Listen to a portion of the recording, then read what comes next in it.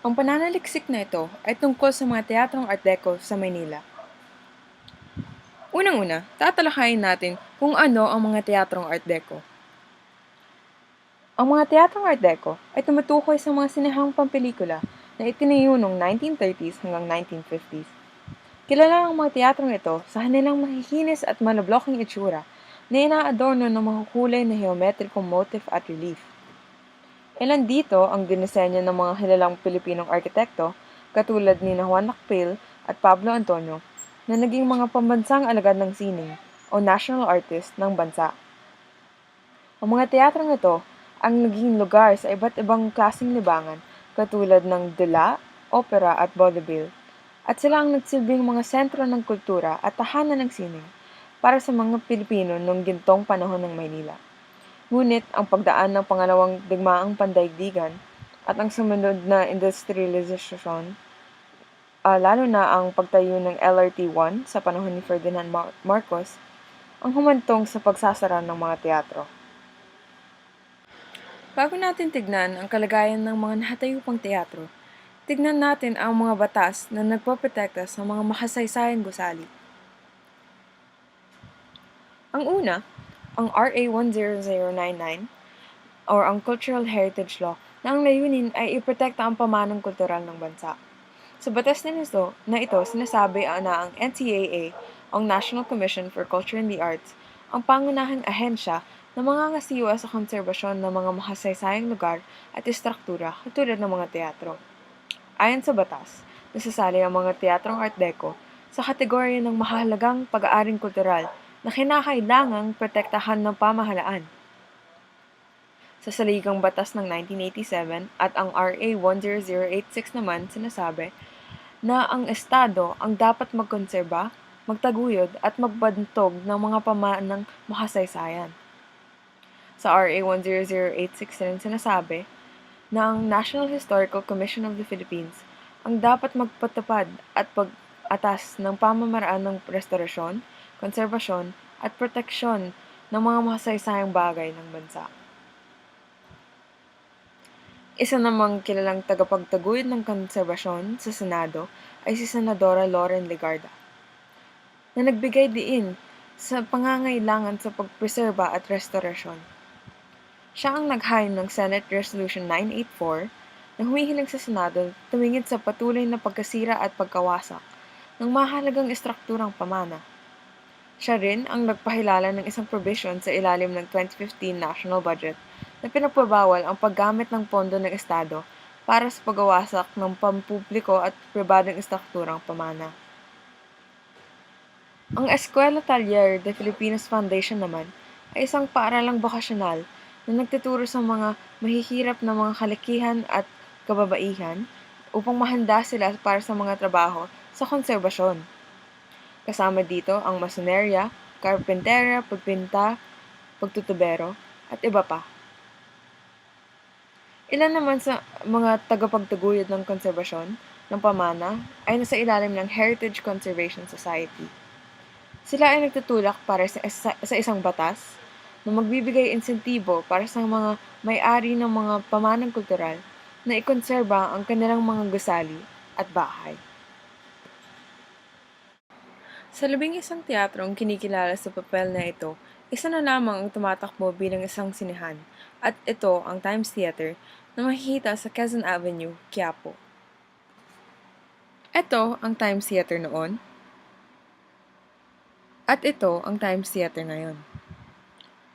Maliban sa kakaunting pagbabago tulad ng pagtanggal ng glass tiles sa portion na to at ang pagtanggal ng karatula nito, halos parehas ang itsura ng Times Theater noon at ang Times Theater ngayon.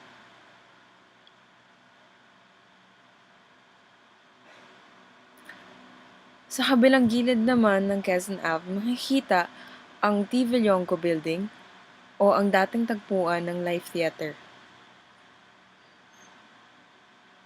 Ito ang T. Villonco Building ngayon.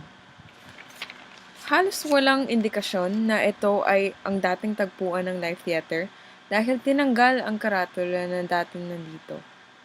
At ang unang palapag ay kinomberta sa isang pamilihan.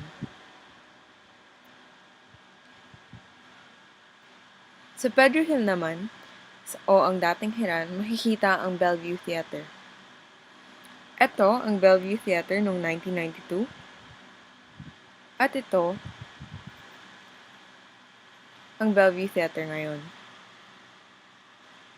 Hindi na ito tumatakbo bilang isang teatro o sinehan, ngunit pinanatili ang orihinal na estruktura ng Bellevue.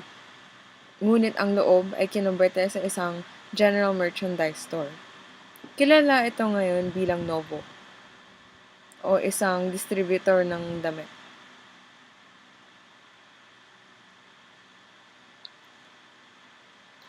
Ang Manila Metropolitan Theater naman ay siguro ang pinakakilala sa mga teatro dahil ito ang pinakamalaki sa Pilipinas.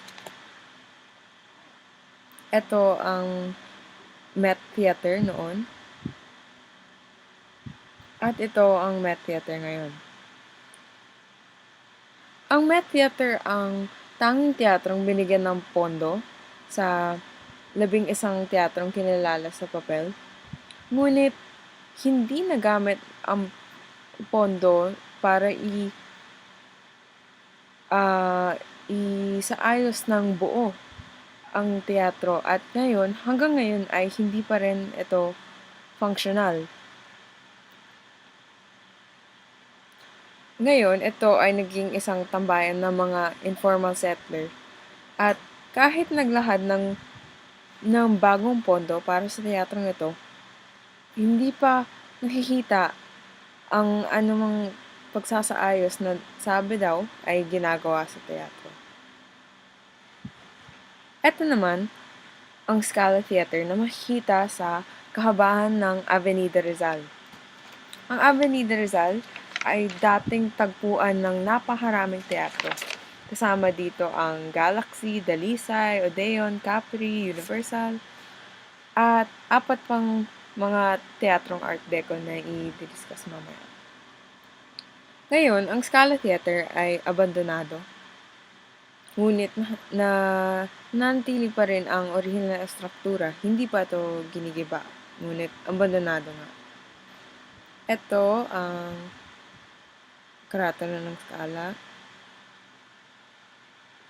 At sa kabaan naman ng Avenida Rizal, makikita ang 4 na lugar na dating pinagpuan ng mga teatrong Art Deco. Itong PhilTrust Bank ay ang dating Ideal Theater. Habang itong pamilihan na pinangalang Emerald Circle ay ang dating State Theater. Itong Astrotel ay dating lugar ng Ever Theater. At itong Save More ay ang dating Avenue Theater. Ito naman ang Gaiety Theater na makikita sa MH Del Pilar dito sa Ermita. Dahil bumigay ang bubong nito noon, nakapasok ang ulan at ito ang nagpabilis ng pagbulok ng istruktura. At iyon ang dahilan kung bakit ngayon nagpalabas ng isang abiso tungkol sa binababalang pagwawasak nito. Makikita na kahit mayroong mga batas na nagpoprotekta o dapat nagpoprotekta sa mga teatrong Art Deco, may malinaw na kakulangan sa pagsasatupad ng mga batas na ito.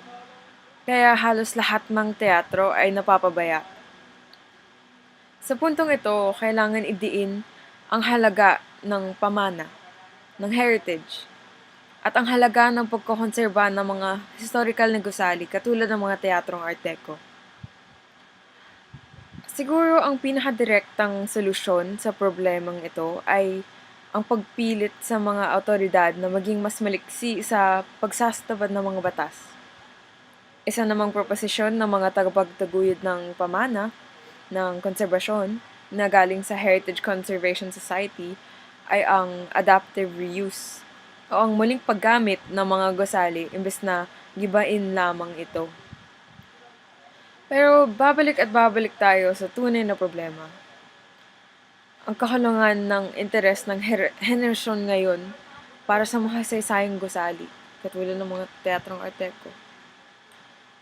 Sa paghanap pa lang ng sanggunian para sa pananaliksik na ito, nakita ang kakulangan ng interes. Halos walang source tungkol sa kasalukuyang kalagayan ng mga teatro, kaya kinailangan ang pisikal na pagpunta sa bawat isa ng mga teatro para tignan ang estado nito. Kaya sana ang mensahe ng pananaliksik na ito ay bigyan ng halaga ang pamana. Bigyan ng halaga ang mga makasaysayang estruktura, katulad ng mga teatrong Art Deco. Dahil ito ang kasaysayan ng bansa. Ang kasaysayan na hindi naisulat, ang kasaysayan na hindi nakalimbag. At hindi ito dapat nakakalimutan.